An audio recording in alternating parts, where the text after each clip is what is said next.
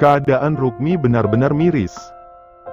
Mirip penderita cacar monyet, tapi kedua mata Rukmi terus melotot merah dan berair. Wajah cantiknya tak luput dari bentolan yang membuat bulu kuduk berdiri. Bukan hanya Pak Kades selaku orang tuanya yang menangis.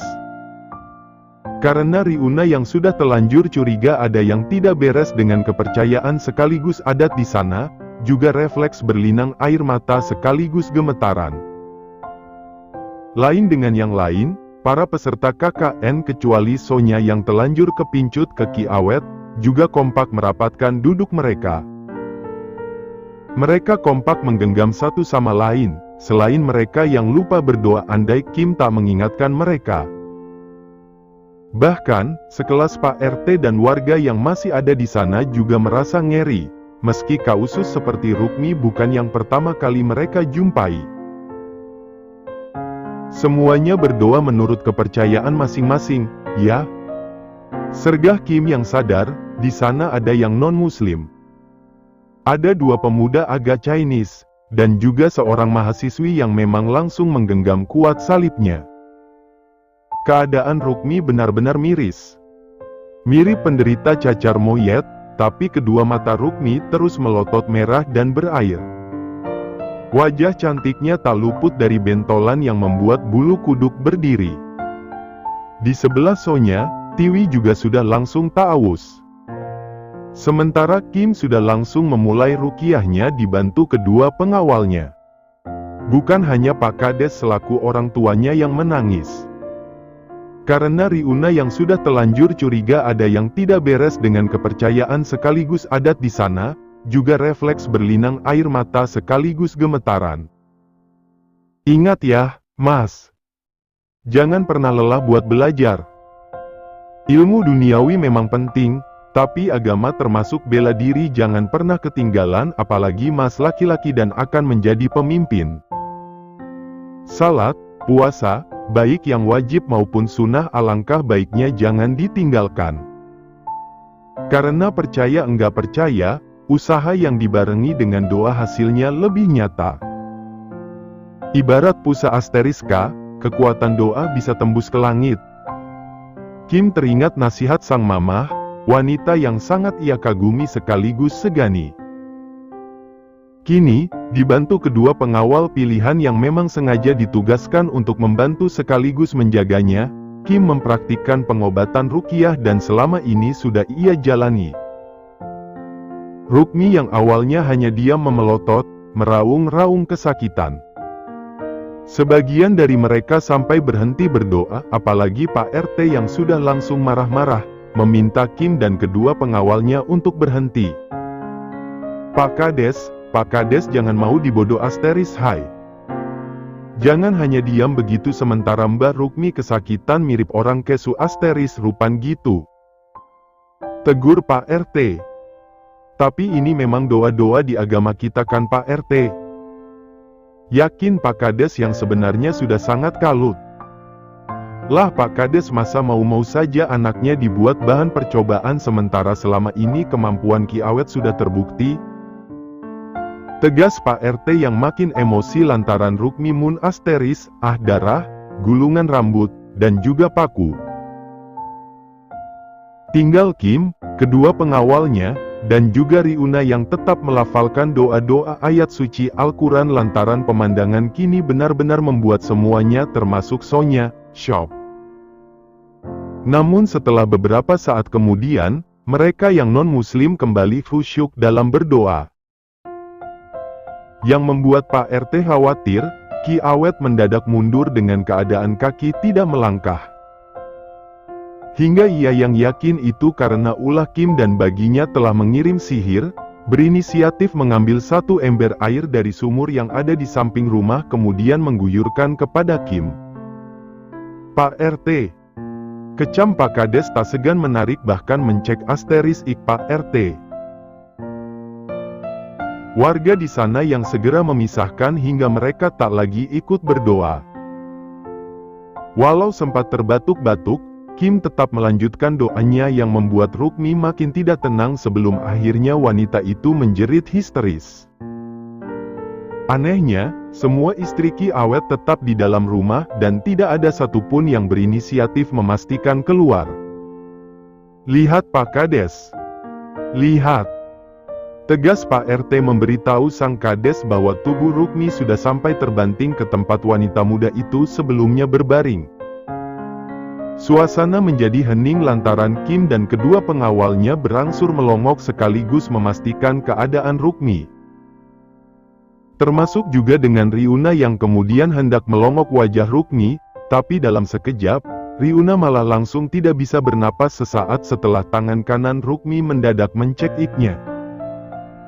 Dalam keadaan terbaring dan bola mata berwarna putih semua, Rukmi berhasil mengangkat tubuh Riuna. Alasan yang juga membuat sebagian peserta KKN termasuk yang non-muslim berdiri. Meski dari semuanya, masih yang non-muslim yang lebih sigap kembali berdoa. Ketiganya bahkan mengingatkan yang lain untuk kembali berdoa. Termasuk juga Pak Kades yang menempeleng Pak RT untuk fokus berdoa ketimbang membu asteris al tidak jelas terus. Sambil berdiri Kim terus berdoa, tapi kaki kanannya dicengkeram oleh tangan kiri Rukmi. Detik itu juga kaki kanan Kim yang memakai celana levis panjang warna hitam mendadak berasap di bagian yang diceng asteris keram tangan kiri Rukmi. Membuat mereka yang melihat itu kembali terbengong-bengong tak percaya menyaksikan kejadian mis asteristis yang tengah mereka alami. Sonya yang telanjur keganjen asteris an kepada Ki Awet, tanpa diketahui siapapun justru masuk ke rumah Ki Awet. Sonya memeluk Ki Awet yang gadis itu pergoki tengah agak membungkuk membelakangi kehadirannya. Sementara itu, di luar, pelan tapi pasti, Kim mendekap tubuh sang istri menggunakan kedua tangannya agar tak lagi melayang di udara. Begitu juga dengan kedua pengawal Kim yang berangsur meraih kedua tangan Rukmi silih berganti untuk kembali ke sisi tubuh. Salah satu dari mereka menyarankan Pak Kades selaku orang tua Rukmi, untuk membalurkan air mineral yang sempat mereka sanding di sana, ke tubuh Rukmi. Sebab air mineral tersebut juga bagian dari pengobatan ruqyah yang baru dipraktikkan. Rukmi sudah tak lagi layaknya kerasu asteriskan arwah jahat. Wanita yang dinikahkan paksa oleh orang tuanya karena aturan adat setempat dan masih di bawah kendali Ki Awet itu tampak lemas sekaligus kebingungan. Tak kalah mencolok dari keadaan yang perlahan hening, tentu kenyataan bentol maupun cacar di tubuh Rukmi. Bentol merah menyerah MKN itu tampak lebih kecil, selain kedua mata Rukmi yang tak lagi melotot. Apapun kepercayaan yang kita anut, itu memang hak kita. Namun bukan berarti kita menyakiti apalagi merugi asteriskan orang lain gara-gara kepercayaan kita, ucap Kim sesaat setelah ia memeluk Riuna dengan lembut. Semua agama itu baik, yang enggak baik itu manusianya. Namun jika sampai ada ajaran yang begini, sampai bikin seperti yang dialami Mbak Rukmi, ini namanya syirik. Lanjut Kim yang kemudian menghela napas dalam sambil mengeratkan dekapannya kepada Riuna. Dalam dekapan Kim, Riuna sama sekali tidak menyadari ulahnya. Yang ia lakukan hanyalah menenangkan diri dari apa yang baru ia lalui. Meski ia juga tak bisa berdiri lama-lama lantaran kedua kakinya yang memang sakit parah. Ya sudah Pak Kades, dibawa pulang saja Mbak Rukminya. Nanti dibacakan doa-doa. Nanti paman-paman saya yang akan bantu ya, ucap Kim sambil membopong Riuna lantaran kedua kaki wanitanya itu memang belum bisa menapak dengan sempurna. Karena bukan hanya Riuna, Kim juga lupa jika hubungan mereka harusnya rahasia. Tak lama kemudian, semuanya pulang.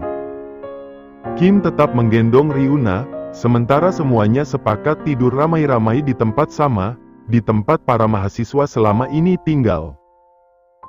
Hanya saja, dari semuanya belum ada yang menyadari bahwa Sonya tidak ikut bersama mereka. Kim sengaja mengambil posisi di sebelah Riuna yang sudah memakai pakaiannya. Keadaan yang tak memungkinkan membuat sang istri memakai pakaian sekaligus selimut miliknya. Sampai detik ini, semuanya masih belum bisa tidur. Mereka masih berdesak-desakan. Para mahasiswa di sebelah kanan, sementara mahasiswi di sebelah kiri. Namun khusus Kim, pemuda itu memilih duduk selonjor sambil bersandar ke tembok, tepat di sebelah sang istri yang kebetulan meringkuk di pinggir kiri. Kedua mata Ryuna dan Kim masih bertatapan di tengah sunyi berselimut kegelapan. Kesunyian yang mendadak terusik oleh gonggongan An Asteris Eng dari sebelah selatan selaku rumah Ki Awet berada. Takut, Ryuna sengaja membenamkan kepalanya di pangkuan Kim seiring kedua tangannya yang ia gunakan untuk menutupi wajah. Tak beda dengan Ryuna, yang lain juga ketakutan hingga suasana di sana jadi agak gaduh. Semuanya kompak duduk dan lagi-lagi saling menggenggam tangan satu sama lain. Kim sengaja mengambil posisi di sebelah Ryuna yang sudah memakai pakaiannya. Keadaan yang tak memungkinkan membuat sang istri memakai pakaian sekaligus selimut miliknya. "Kok, dari tadi aku enggak lihat Sonya ya?" ucap Tiwi sambil mengawasi setiap wajah di San. Ia menjadi orang pertama yang menyadari bahwa Sonya tidak bersama mereka. Sampai detik ini, semuanya masih belum bisa tidur.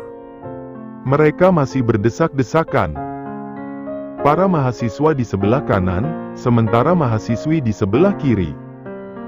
Namun khusus Kim, pemuda itu memilih duduk selonjor sambil bersandar ke tembok, tepat di sebelah sang istri yang kebetulan meringkuk di pinggir kiri.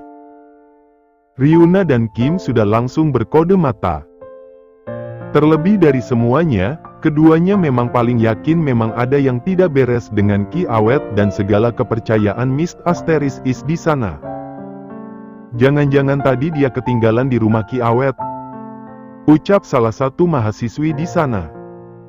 "Jujur, di mata kalian, Ki Awet seperti apa?" "Ganteng banget," sergah mahasiswa non-muslim yang terbilang sangat taat beribadah layaknya Kim meski agama mereka berbeda. Kemudian ia menatap Kim, "Di mata aku seram, bos. Tapi kayaknya lain buat para ciwi-ciwi." "Sudah kamu ke sana. Lapor ke Pak Kades. Minta ditemani ke sana sama bawa salah satu pamanku," sergah Kim. "Kamu ikut kan, bos?" tegas Victor, mahasiswa non-muslim yang sudah langsung mendapat tatapan takut dari semuanya apalagi Dodo. Malahan dari semuanya, ketakutan Dodo paling parah melebihi mahasiswi. Detik itu juga tatapan Kim tertuju kepada Ryuna. Karena melalui tatapannya, ia tengah meminta izin. Namun tak butuh waktu lama, wanitanya itu mengangguk-angguk. Kita enggak mau ya, kalau cuma dijaga sama Dodo." "Udah, Kim di sini saja," kompak mahasiswi kecuali Ryuna. Setelah melakukan berbagai pertimbangan, selain Dodo yang masih ketakutan sambil melilit rapat tubuhnya menggunakan selimut tebal, Victor juga sengaja ditinggal untuk jaga-jaga di sana. "Di saat seperti ini, kok aku merasa, aku beneran punya suami, ya? Duh, Kim. Semoga kamu baik-baik saja, ya?" "Aku bantu doa dari sini," batin Ryuna mendadak terguncang-guncang lantaran Dodo malah mengusek ke punggungnya. Victor sudah langsung mengurus Dodo terlebih Kim sudah anti-anti agar ia membantu keamanan di sana khususnya menjaga Ryuna yang masih sakit. "Omong-omong, kok dari tadi, Tiwi sama sekali enggak ada basa-basinya ya ke aku. Padahal yang lain sudah semua. Mereka kompak cek keadaan aku. Namun Tiwi. Terus setelah diingat-ingat, kok dia tarik kaki aku, ya?" pikir Ryuna menerka-nerka sambil diam-diam mengawasi gelagat Tiwi. Berbeda dari kemarin, kali ini Tiwi tampak baik-baik saja, seolah semuanya memang tidak ada yang perlu dikhawatirkan. Sementara itu, seiring suara An Asteris yang terus menggonggong, rombongan Kim sudah disertai Pak Kades. Pak Kades sendiri yang mengetuk pintu rumah Ki Awet.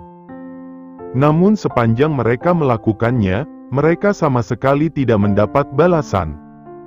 Biasanya tidak begini. Yakin Pak Kades lama-lama kehabisan kesabaran juga. Coba dibantu doa deh. Sergah Kim. Doa lagi. Aduh ketua. Ini saja sudah langsung panas dingin. Salah satu mahasiswa bernama Cakra. Demi kebaikan Brahma. Daripada kita kena tipu daya apalagi sihir. Yakin Kim. Bersama seorang pengawalnya dan juga ketujuh mahasiswa, Kim kembali menggelar doa bersama. Doa bersuara sementara Pak Kades masih bertugas mengetuk pintu sambil melayangkan salam. Sekitar 2 menit kemudian, seseorang membuka pintu dan itu istri termuda Ki Awet yang memang tampak seumuran Ryuna. Ki Awet mana, Mbak? Tanya Pak Kades tapi yang ditanya langsung menggeleng, seolah tak tahu menahu. Kim yang melongok, mendapati banyak pintu kamar di dalam rumah sana. Namun, ia mendengar suara meresahkan dari kamar ujung. Suara sepasang yang berdominan suara wanita dan Kim mengenalinya sebagai suara Sonya. Kalian dengar? Sergah Kim, tapi dari semuanya, hanya dirinya dan sang pengawal yang mendengarnya. Permisi, mohon izin sebentar. Kim yang tak mau mengulur-ulur waktu sengaja buru-buru memastikan. Ia segera menuju kamar di ujung yang pintunya juga langsung ia dobrak. Keyakinan Kim sungguh terbukti dan sudah langsung membuat semuanya terperangah. Sonya sungguh ada di sana dan sudah tak berasteris bu asteris sana layaknya pria tua yang tak lain Ki Awet. Astagfirullah. Pak Kades sudah langsung tak bisa berkata-kata. Kami melakukannya karena suka saling suka. Yakin Sonya buru-buru memunggungi kedatangan. Ki Awet, saya hargai kepercayaan Anda. Saya hargai kesaktian Anda. Namun, cara Anda mempersakti diri sekaligus menzalimi para wanita khususnya gadis-gadis di lingkungan ini sangatlah keji. Tegas Kim. Hai Sonya, coba kamu baca doa. Makanya jadi wanita jangan kegatelan, sampai-sampai enggak bisa bedain barang bagus sama tipuan. Lanjutnya kesal sendiri. Maksud Kim apa, sih?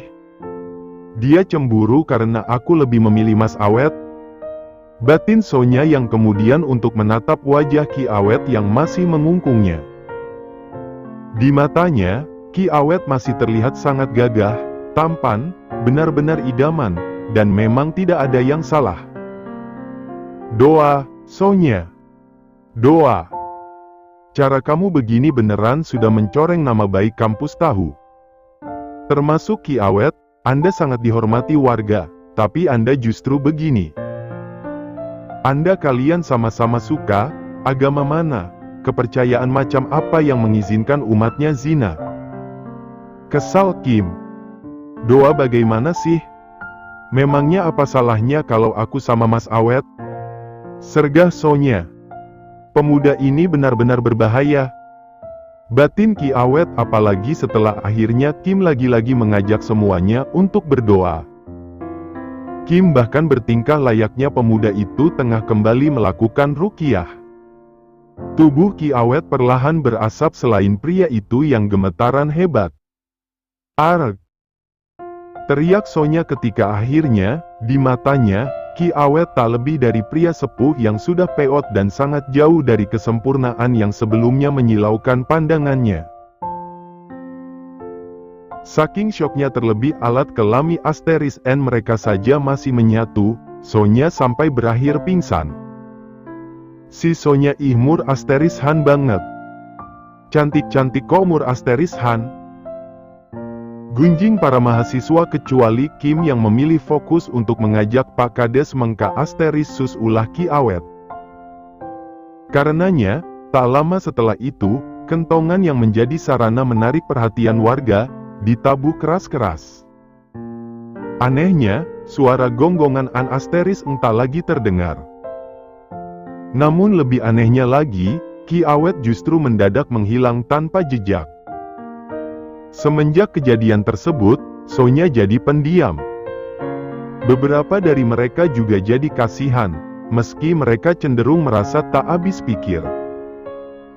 Namun tentu saja, apa yang mereka alami di sana khususnya yang menimpa Sonya, menjadi pelajaran berharga untuk mereka semua termasuk juga Riuna.